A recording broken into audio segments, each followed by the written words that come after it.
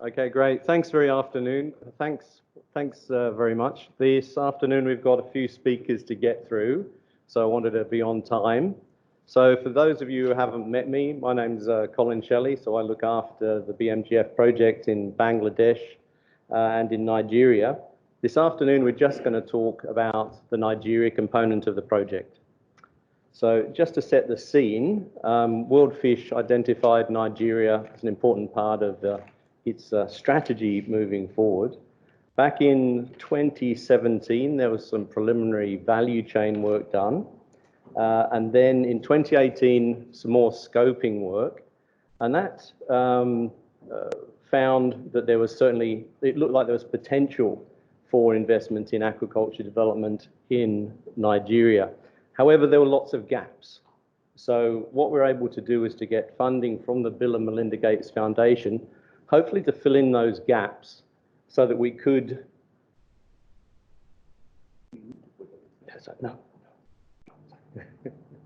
so that we could, with confidence, move forward, talk to the Gates Foundation about the potential for aquaculture development, how it can impact on incomes, on women's empowerment, nutrition in Nigeria. So we're now 14 months into the project, and we've got this team here today, which are part of the group that's looking into preparing the final report for this project, which is due mid-year. So we've been here we're in the sort of third of our 4 days of the workshop. And what we're going to do is I'm going to get each person just to give you a 5-minute overview of the work they've been in charge of in Nigeria and how that fits into the big picture looking forward. So in terms of just introducing the team, apart from the people here before you, I'd like to introduce Joe Steensma from Washington University. Joe. So Joe's been working with our team. And we've got Sunil Siriwardena.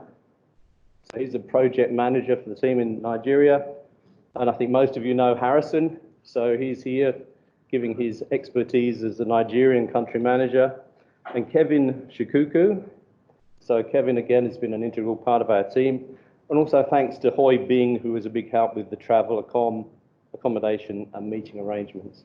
So first of all, I'm going to ask Chin Yi to talk about fish demand, supply and market trends, the work that she's done the last 14 months.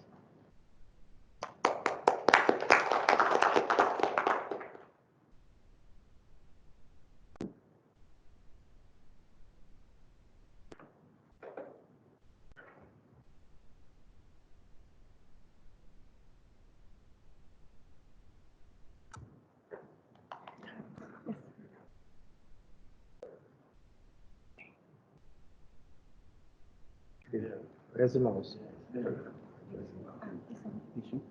Just go to beginning.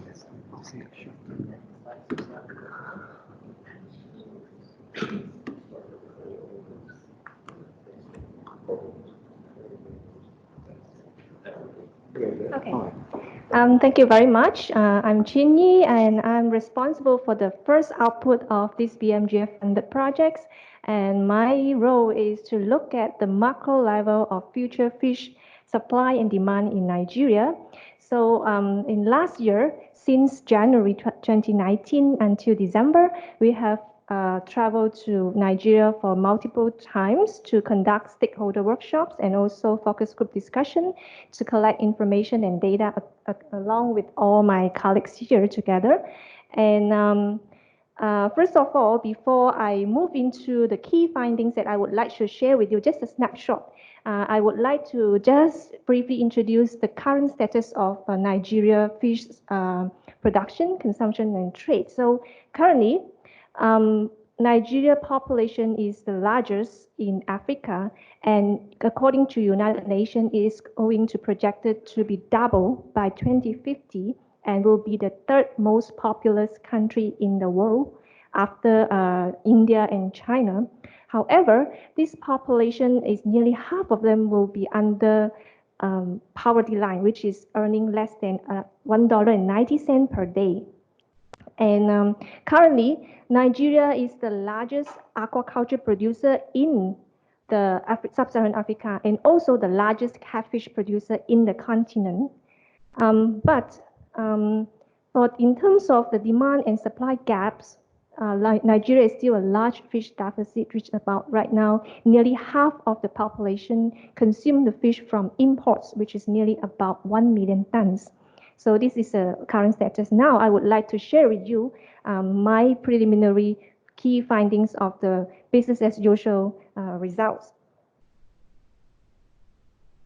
Okay, so here is the results that I conducted from the different surveys that our colleagues here collected, and also some of the information from literature and also data collected during the focus group discussion and also stakeholder consultation workshop. So let's look at the production here. As we can see, currently capture fisheries is still the dominant fish supply in Nigeria, which accounted for around 70% at 2015, but it will likely to reach the balance in around mid-2035. So about 15 years from now, they will be in the same, according to the balance, and then it will surpass, aquaculture will surpass in the future.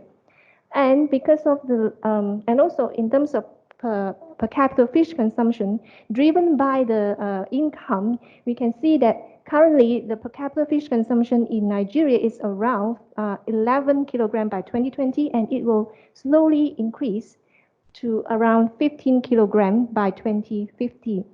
So because of this and the large population, we can see a very large demand-supply gap that you can see right now in the net import by 2050 is around 1 million tons, but in the future, by 2050, it will increase until around 3 million tons. So in this projection, we can give the policy implications that aquaculture and also capture fisheries play a very important role in order to address this supply and demand gap. So this is just a very fast snapshot, and also we run different kinds of scenarios to look at the future.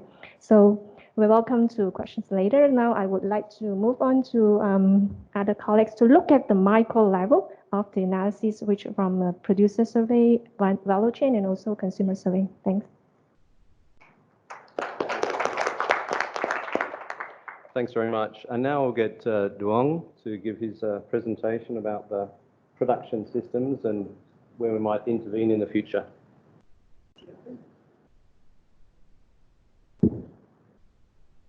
Good afternoon, everyone. For this research component, we are looking at the performance of aquaculture systems in Nigeria. It is implemented as a part of the BMGF scoping study, but also is part of the global PCRP programs, integrated performance assessment. Having said that, in the current phase, we are trying to complete the project report, but also we're looking at the gross region and gross system synthesis analysis of performance assessment of aquaculture systems in Asia and Africa. So for this research, we basically focus at grow out on-farm performance, and the data for this one research, we use both quantitative and somehow also qualitative research by using focus group discussions and key informant interviews. But most of our results will be drawn from quantitative based surveys. And we implemented this together with national partners, and then also my colleague here, Kelvin. We work in the aquaculture cluster to implement it, and by now we have completed the interview of 650 aquaculture farms in 8 selected states. And then what we are doing is to conduct a comparative analysis of aquaculture system performance by system. I mean, there are different ways to define system in terms of production facilities. Let's say earthen pond is very popular, concrete pond, concrete tanks. Also, other type of production facilities are also used in Nigeria. And then the production system can also be defined in terms of species farms. However, by now, I must say that aquaculture in Nigeria continue to be the catfish culture. For example, if you look into these 650 survey farms, only about 35 farms have tilapia in their ponds, but most of the farms, survey farms, stock catfish. So what I mean is that some households already moved to mixed aquaculture system, introducing other species like tilapia. So this is a good window for WorldFish to introduce or to give tilapia as entry interventions. But I think that this kind of study needs further investigation. And then the system can be classified in terms of intensification level. By this data set, what I see reported by the farmers is they describe themselves as intensive and semi-intensive farming system, with the average productivity across the sample is about 14 tons per hectare. But remember, this is a catfish farming. The catfish farming aquaculture is characterized by the high stocking density. Normally, these hardly species. So the pond size, if you imagine, they use the tank, concrete tanks, then you don't need to build the big pond size or facility size. So the study also tried to investigate the question, what is the role and potential of aquaculture? Can aquaculture contribute to increasing household income? And from this, what type of intervention in terms of systems and area of intervention we need to tackle? And based on this, we provide recommendations for interventions and investment by BMGF and also other donors. So based on the key informant interviews combined with quantitative survey and literature review, the two important areas raised, of course, the first one, the fish feed, which currently account for more than 80%, according to the sample survey, of more than 80% of the total the fish production costs. And the second, also the quality of fingerling is a concern of most of producers. So this also fit very well into the two areas of intervention that aquaculture, research program work is trying to address. And system-wide, we also see the opportunity for strengthening and disseminating good management practices and also encourage social learning. So that is the initial reading of the data. And we continue to finalize data analysis and finalize the report and publish to in WorldFish's website. Thank you. Thanks very much, Nhouong. Now I'd like to introduce from CSRO, Kuna, and he's been looking at the value chains and how in the future we can intervene perhaps to improve them. So thanks. Thank you. Yeah, so in this segment of the project, we looked at the post-farm gate value chain. So basically picking up where Nhouong did the study, farmers produce fish and then fish sold to the market. And beyond that, there are certain value chain actors engaged in moving fish from farm until to the consumers. So we conducted the fieldwork and survey in 8 different states in Nigeria. In total, we had about 600, next one, yeah. So we had about 696 post-farm gate value chain observations. So these were data collected for 3 key value chain players. Those were wholesalers, retailers, and processors. So within these value chain actors, each of them, they do certain activities. Some of them, they have serving multiple trading channels. For example, as a wholesaler, they might sell directly to consumers, to retailers, to hotels, to restaurants, and so on, to many different value chain, other actors or consumers. So basically, when we say wholesalers, retailers, processors, it's not a straight line. It's the line is too many subfields and fields moving to selling to different channels. So in general, so the purpose of that scoping study was to understand the fish markets and trading channels, and understanding the role of women and youth in aquaculture businesses, consumer preferences, and opportunities and constraints along the value chain. So the idea is to create this tool to provide this analysis of what is the return of investment along the value chain. So for example, if we invest certain money in the farm level, we might get a certain return of investment at the farm level, but as we move along the value chain, there are more value are created. And the type of value we capture is here direct value, like for example, you buy fish, you sell fish, or you buy fresh fish, you sell processed fish. And there are other values in terms of service provision, labor and transport. Like labor is a cost for a fish retailer, but it's a value if you are a labor because you are getting paid. So we try to capture these values. And why we are doing that, it's good to understand that is the business case, is the value chain economically viable or it's struggling. So from our findings, we found most of the value chains, I mean, we identified 5 key ones and 5 key aquatic fish value chains. Mostly tilapia, catfish, and within that we have smoked tilapia, dried smoked catfish, smoked tilapia, dried catfish, and dried tilapia. So we have some data on frozen tilapia, but it was very small size, so we did not report on that because it does not seem to be common.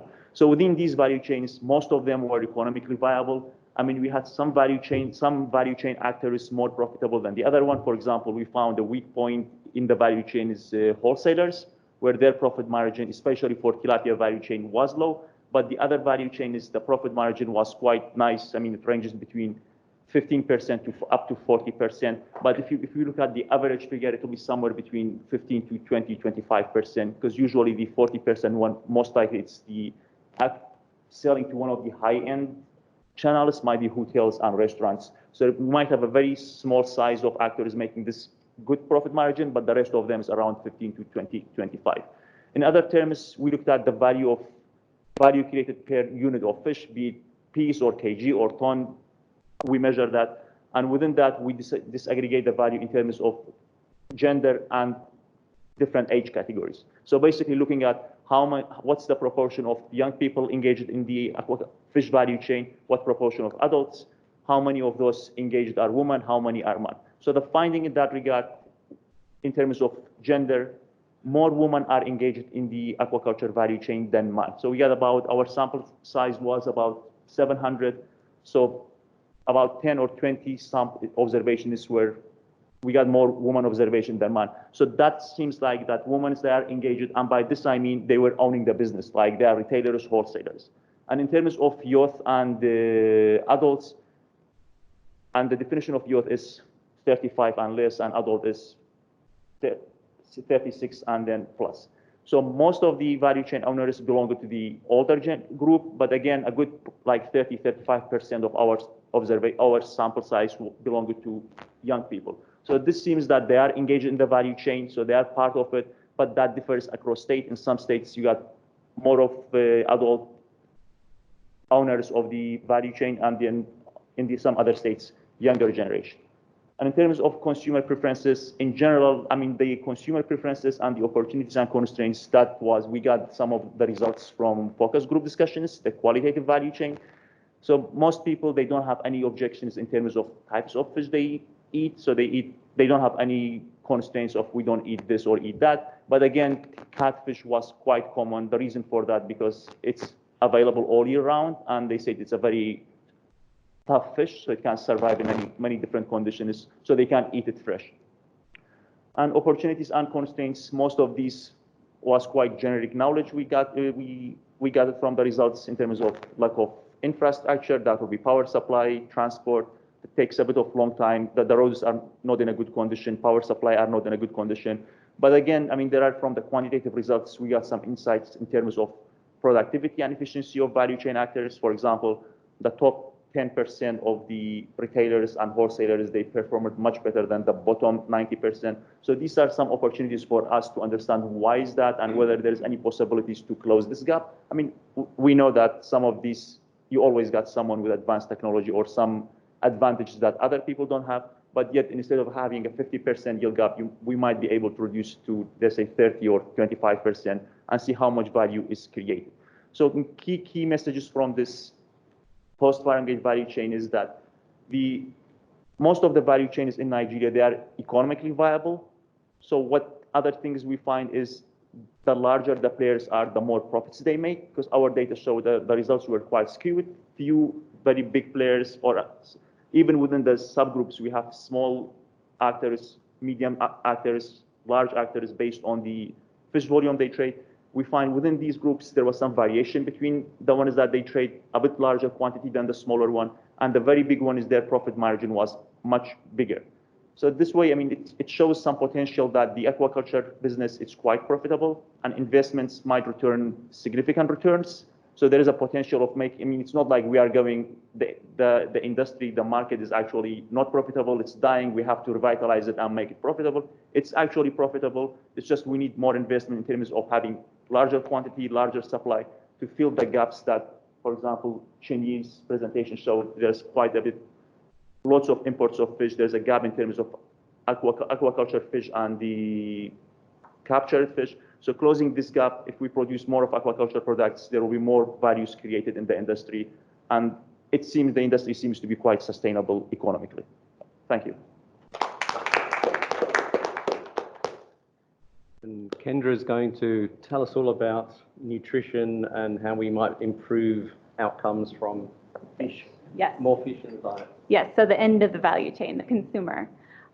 So for the consumer survey, we interviewed 765 households. So Chinyi did the regional level consumption. We're drilling down into the household and individual level. So we interviewed households in 9 different states in the north and south of Nigeria. And in those households, we were able to speak to 765 women, most of reproductive age, and about 500 men. And we were able to get data on about 300 children between 6 and 23 months.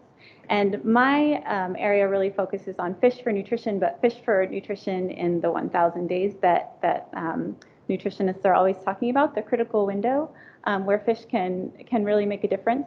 So we looked at that sample, and we also investigated beliefs around fish consumption between capture fisheries and farmed fisheries, farmed fish. Like I said, we talked about the men and the women in the household, so we looked at inter-household knowledge and beliefs around fish and nutrition. We looked at fish waste and loss at the household level, and we looked at young child feeding behaviors, so the complementary feeding between 6 and 23 months. We looked at practices including fish in that time period, and more, which will come out as we further analyze the data and put it together with the other teams in the technical report. So overall, we found that, to no one's surprise, Nigeria is a very fish-reliant country. Out of all the households surveyed, in the past 7 days, 93% had consumed fish the day before at the household level. Again, it was a lot of catfish consumption. Tilapia came in second, and mackerel came in third as far as the frequency of fish mentioned at the household level. In the individual patterns, the women of reproductive age, there was very high fish consumption in the previous 24 hours. Upwards of 80% of women had consumed fish in the previous 24 hours. With the children between 6 and 23 months, it was around 63%. And of note is that the fish consumption was higher out of all of the animal source foods. Of course, animal source foods is important in that 6 to 23 month period, and fish came out as the most important animal source food in that period.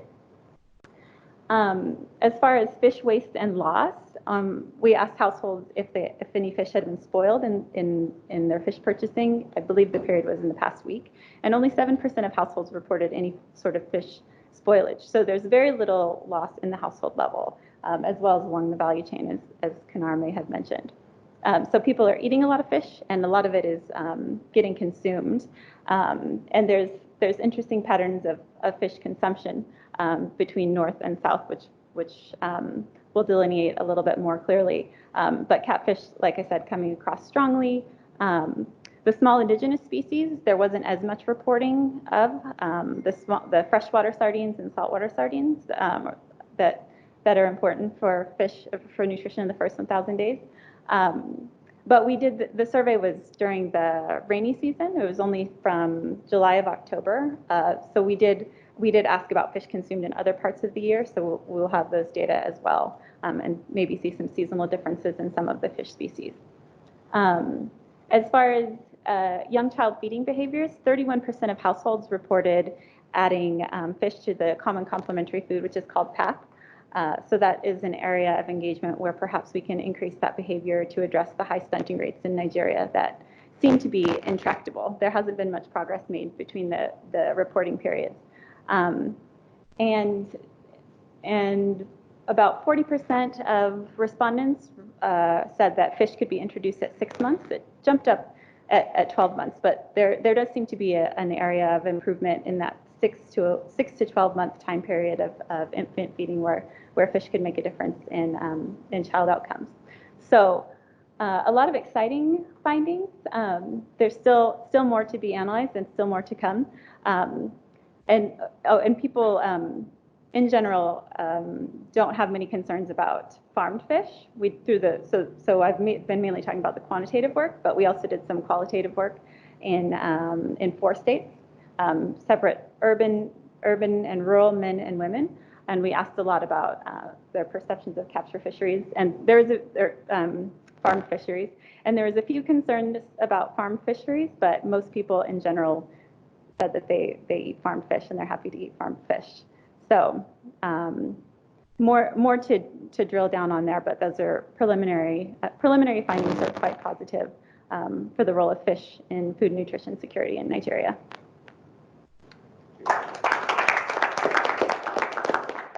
Thanks, Kendra. Now to sort of pull it all together is Rohana.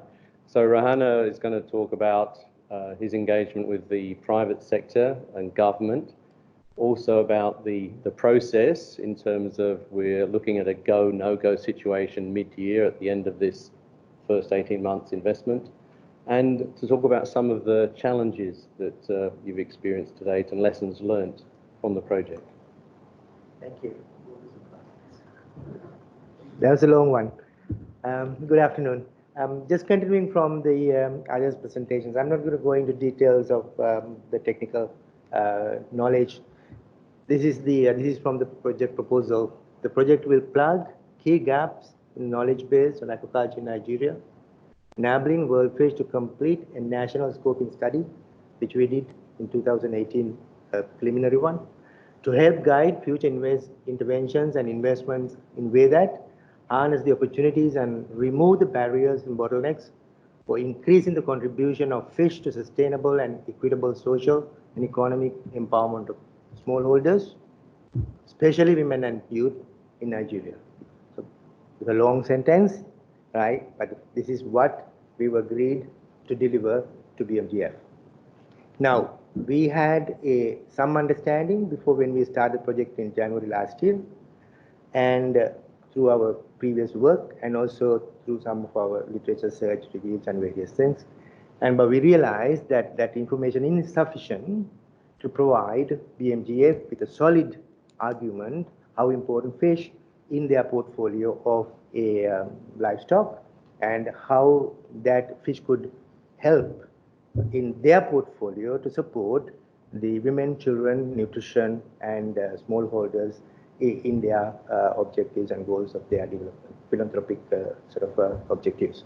So we've been asked to do this work 18 months, as Colin mentioned to you, that providing a science-based, evidence-based for them to consolidate their camp on how important fish in their portfolio to continue investment.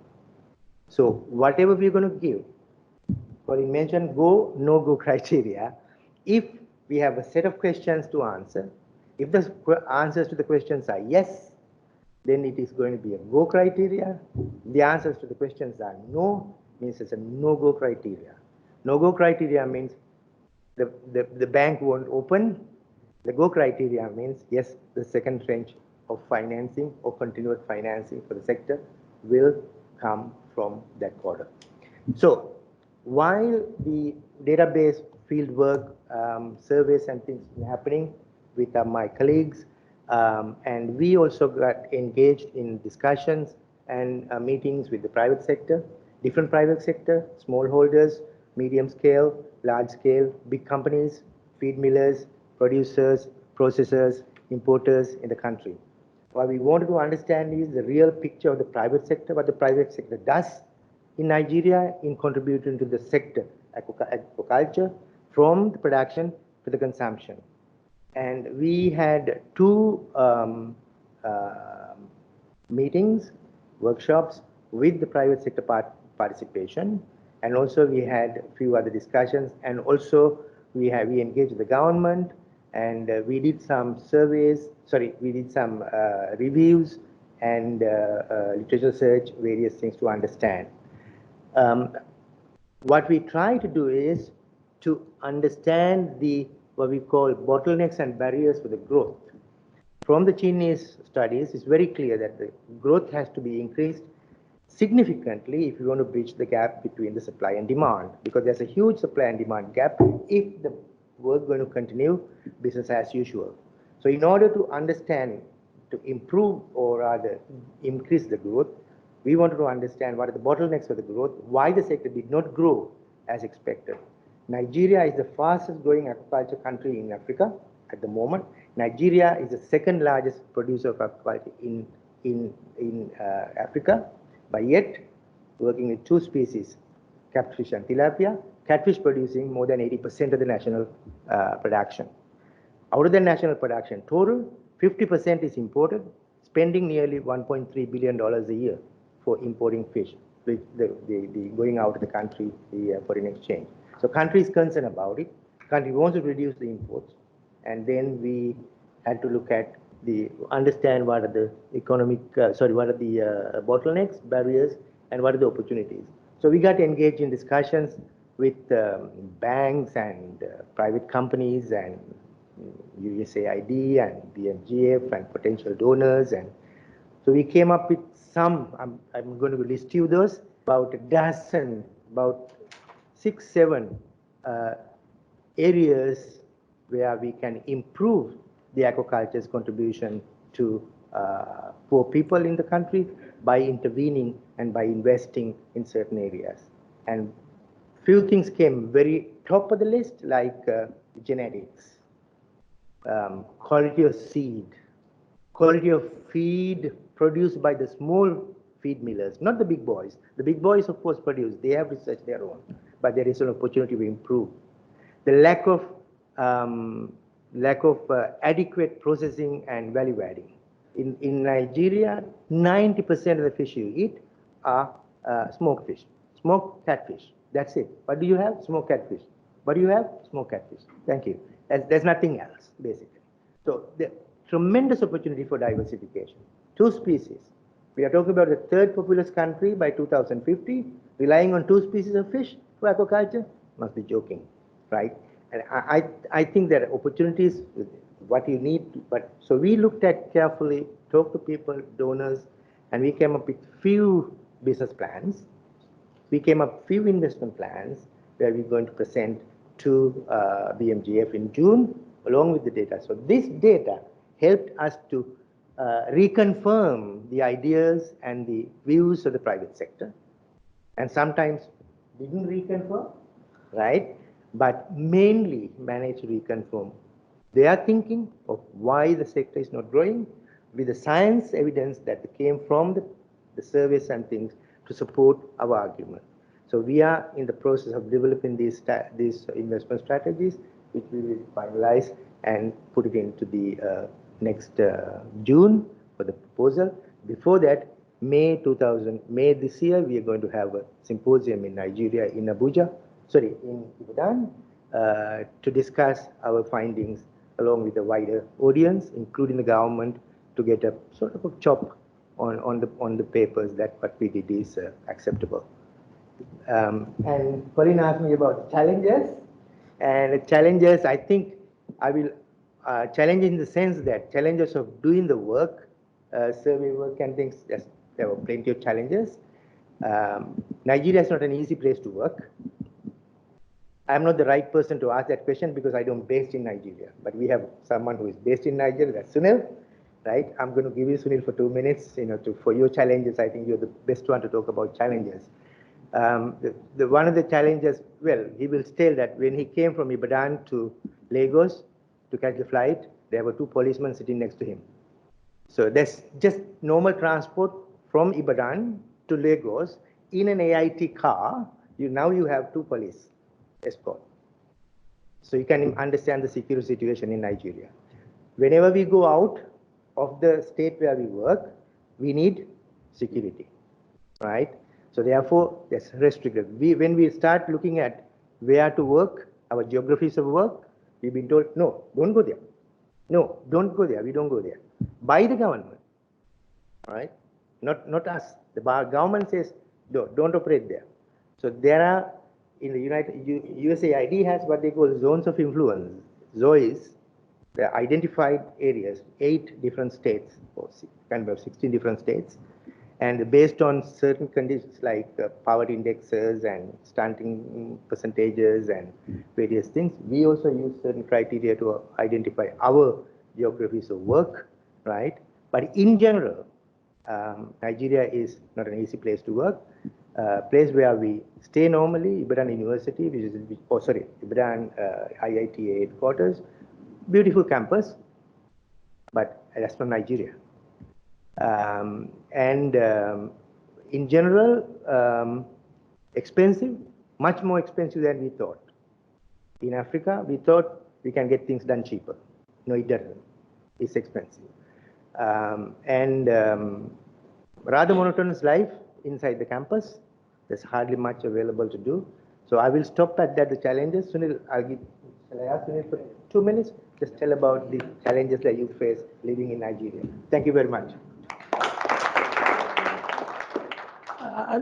I'll just talk about the operational challenges. I think Rohana, most of the challenges. So Nigeria has 36 states. We worked only on 9 states. So the way we work, we have field staff worked on short contracts. We hired by WorldFish through IITA. And we completed all the field work on time, despite these challenges. So, got just a few after the sort of rather scary end to the thing. I think we're not, disheartened by that. I think other organisations are working in Nigeria, and I think there's no reason why we shouldn't, given appropriate planning and security things in place. So having said that, just like to thank everybody for their presentation, and also if you've got any specific questions to any of them or general questions, we've got a few minutes.